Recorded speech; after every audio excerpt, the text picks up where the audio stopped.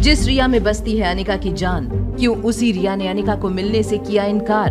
कामिनी और उसकी मां मनीषा ने बनाया अनिका के खिलाफ एक खतरनाक प्लान। क्यों लिया अनिका ने अपनी मां की आखिरी निशानी को कामिनी के नाम करने का फैसला? क्यों हुआ सनी को आर्यन पर शक? क्या सनी खड़ी करेगा रिया और आर्यन के लिए बड़ी मुसीबत? क्या रोहित के सामने खुल जाएगा रिया और आर्यन के जुड़वा होने का राज?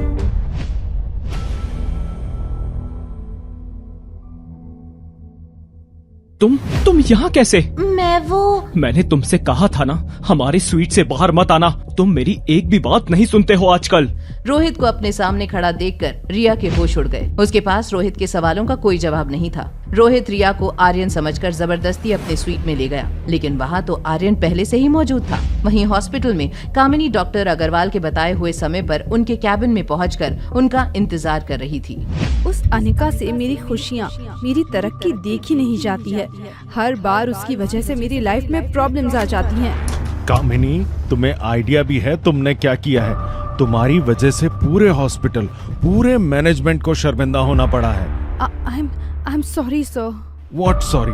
तुम्हें पता है जो तुमने किया है उसकी क्या सजा हो सकती है? डॉक्टर अग्रवाल की बातें सुनकर भी कामिनी को अपने किए पर जरा भी पछतावा नहीं हो रहा था। उसके मन में अभी भी यही चल रहा था कि वो अनिका से अपनी बेइज्जती का बदला कैसे ले। वहीं दूसरी ओर रिया जैसे ही रोहित के स्वीट में गई, वहाँ आर्यन को ना देखकर उसने चैन की सांस ली। वहीं रोहित आर्यन में आ रहे इन बदलावों से बेहद परेशान था। मैं जानता हूँ बेटा कि तुम्हें अपनी मॉम की कमी महसूस होती है। मैंने बहुत कोशिश की उस कमी को पूरा करने की, पर शायद मैं हार गया। अगर तुम्हें सामने वाली आंटी से बातें करना अच्छा लगता है तो मैं उनसे यहाँ रोज आने के लिए बोल दूंगा। ओके? नहीं डैड, अगर आप चाहते हो मैं उनसे दूर रहूं तो मैं ऐसा ही करूंगा। I love you dad. Riya Rohit को हारा हुआ नहीं देखना चाहती थी, पर उसे मालूम था कि अगर उसने अनिका से मिलने के लिए हामी भर दी तो उसका सच बाहर आ जाएगा। वहीं सनी आर्यन को रोहित के साथ आता देखकर हैरान रह गया। आर्यन बाहर से? वो तो अभी कुछ सेकंड पहले ही बेडरूम में गया था, फिर ये बाहर के दरवाजे से अंदर कैसे? सनी खुद से सवाल जवाब किए जा रहा था। उसे समझ आ गया था कि हो न हो कुछ तो गड़बड़ जरूर है। वहीं रोहित के रूम से जाते ही रिया फौरन बेडरूम में आर्यन को ढूंढने लगी। आर्यन कहाँ हो तुम? बाहर आ जाओ, रास्ता क्लियर है। डैड को कुछ पता तो नहीं चला? ऑलमोस्ट पता चल ही गया था, पर मैंने संभाल लिया। आगे से हम लोगों को और भी केयरफुल रहना पड़ेगा, नहीं तो सारा प्लान खराब हो जाएगा। वो कैसे? फिर हमारा हैप्पी फैमिली का सपना पूरा नहीं हो पाएगा। इसलिए जब तक मॉम डैड एक दूसरे से प्यार नहीं करते तब तक हमारा सीक्रेट बाहर नहीं आना चाहिए।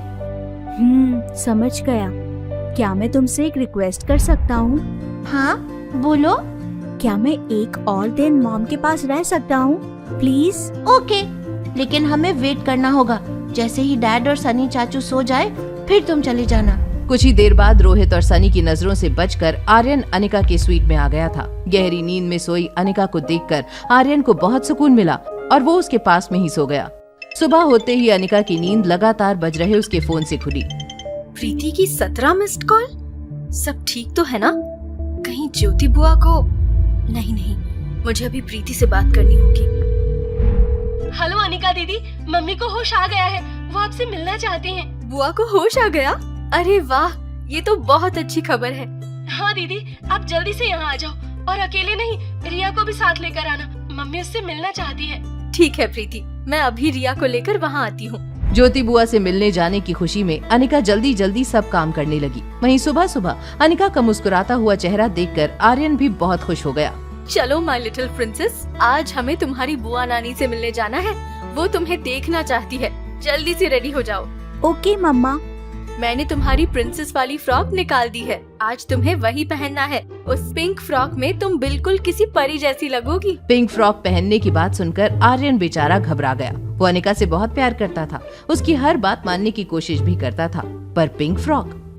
मॉम, मैं अपनी जीन्स टी शर्ट ही पहन लूं प्लीज? नो स्वीटहार्ट, आज तुम्हें पिंक फ्रॉक ही पहननी है, बस फाइनल। मॉम प्लीज, मुझे वो अच्छी नहीं लगती। मैं तुम्हारी हर बात मानती हूँ ना, क्या तुम मेरी एक रिक्वेस्ट भी नहीं मान सकती? आर्यन के पास अनिका के इस इमोशनल ब्लैकमेल का कोई जवाब नहीं था।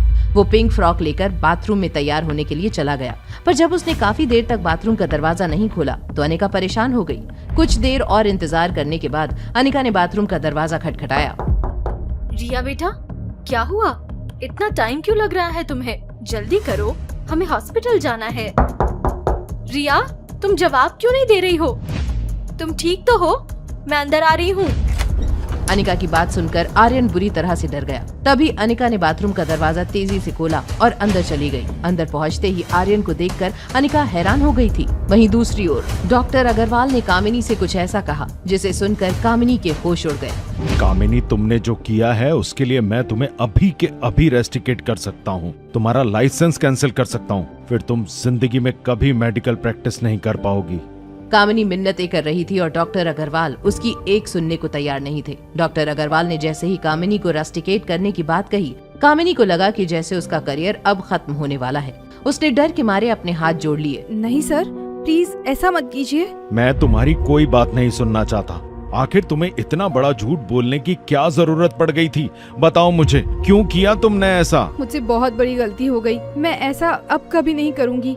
प्लीज मुझे हॉस्पिटल से मत निकालिए। अब कामिनी के सारे रास्ते बंद हो चुके थे। वो डॉक्टर अग्रवाल से अपने करियर को बचाने की मिन्नतें कर रही थी और डॉक्टर अग्रवाल उसकी हर मिन्नत को नजरअंदाज कर रहे थे। उधर हॉस्पिटल वार्ड में अनिका जैसे ही ज्योति बुआ के सामने आई, उसे देखते ही ज्योति बुआ को अपनी आंखों पर यकीन नहीं आया। उन्होंने हैरानी के साथ अनिका से कहा, रोहिणी भाभी, आप यहाँ? माँ, ये रोहिणी मामी नहीं है, ये तो अनिका दीदी है, रोहिणी मामी की बेटी। अनिका? मुझे तो एक पल के लिए ऐसा लगा जैसे मेरी रोहिणी भाभी खड़ी हो। अनिका, आ मेरे पास आ। ज्योति बुआ ने अनिका को अपने गले से लगा लिया। अपनेपन का ये एहसास महसूस करके अनिका को लगा जैसे आज उसकी सारी मेहनत सफल हो गई थी। वहीं डॉक्टर अग्रवाल के कैबिन में अपनी गलती के लिए माफी की गुहार लगाती कामिनी को मिला दूसरा मौका।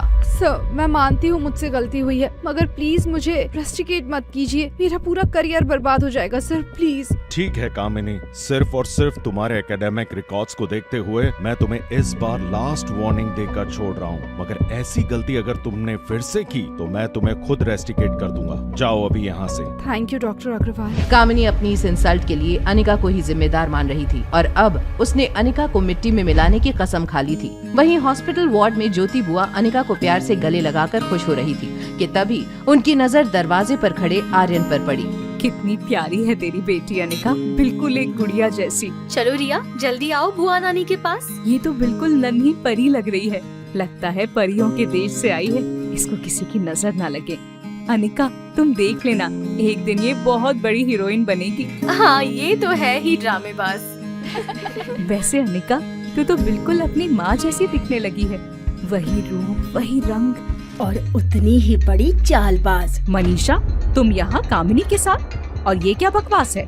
माफ कीजिएगा दीदी, बकवास मैं नहीं, बकवास आप कर रही हैं। आपसे ये उम्मीद नहीं थी। जिस लड़की ने हमारे खानदान को कहीं का नहीं छोड़ा, आप उसी की तारीफ के पुल बांध रही हो। क्या आपको नहीं पता कि इसकी वजह से हमारे ऊपर कितनी मुसीबतें आई थी?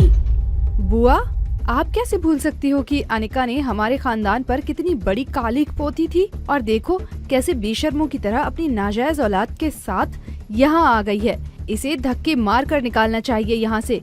और आप हैं कि इसे गले से लगाए बैठी हैं। अब इन बातों का क्या मतलब है कामिनी? जो बीत गया उसे भूल जाना ही बेहतर है। देखो इस प्यारी सी बच्ची को, उसे कितना बुरा लगेगा। आर्यन को देखते ही मनीषा उसकी तरफ चलने लगी। मनीषा को अपनी तरफ आते देख आर्यन एक पल के लिए घबरा गया। मनीषा अपनी बड़ी बड़ी आंखों से आर्यन को टकटकी लगाए घूरे जा रही थी। फिर अचानक मनीषा ने अनिका की तरफ देखा और कहा, अच्छा अनिका, तो ये है तुम्हारी बेटी, काफी बड़ी हो गई है। तुम्हारा एक बेटा भी है ना? वो भी तो इतना ही बड़ा हो गया होगा। आप कहना क्या चाहती हैं? कहना तो बहुत कुछ है, पर क्या तुम सुनने के लिए तैयार हो? तुम अपने बेटे को ढूंढ रही हो ना, लेकिन गलत जगह पर हाथ मार रही हो। कई बार सच सामने ही होता है, लेकिन दिखाई नहीं देता। आप कहना क्या चाहती हैं? साफ साफ बताइए। इतनी भी क्या जल्दी है? मेरे बच्चे ने क्या बिगाड़ा है आपका? क्यों उसे अपनी माँ से दूर कर रहे हो? आपको जो सजा देनी है मुझे दीजिए। तुझे तो सजा मिलेगी ही। तूने मेरी बेटी की जिंदगी बर्बाद कर दी है। तुझे तड़पता हुआ देखकर मेरे मन को सुकून मिलता है। आप भी तो एक माँ है। एक माँ को ऐसे तड़पाकर क्या मिलेगा आपको? सुकून मिलेगा। तू बस ऐसे ही लाचार और बेबस अपने बेटे को ढूंढती रह। मेरे लिए तो इतना ही काफी है। नहीं नहीं, प्लीज मुझे माफ कर दीजिए। आप जो भी बोलेंगी मैं वो करूंगी, बस मुझे मेरे बेटे से मिलवा दीजिए। तो ठीक है, ये रहे तेरे माँ की कंपनी के पेपर्स। क्या साइन कर सकती है इस पे? बोल, क्या इतना कर सकती है अपने बेटे के लिए? मनीषा को तलाश थी ऐसे ही किसी एक मौके की कि उसने पासा फेंक दिया। अपने बेटे की एक झलक पाने को मजबूर अनिका के पास कोई दूसरा रास्ता नहीं था। उसने मनीषा के हाथ से पेपर्स लिए और बिना कुछ सोचे साइन करने लगी। इन सब बातों से अनजान होटल पैराडाइज में रिया अपनी बाबी डॉल के साथ खेल रही थी और रोहित को बार बार परेशान कर रही थी। डैड, ये कैसी लग रही है? गुड। और ये वाली?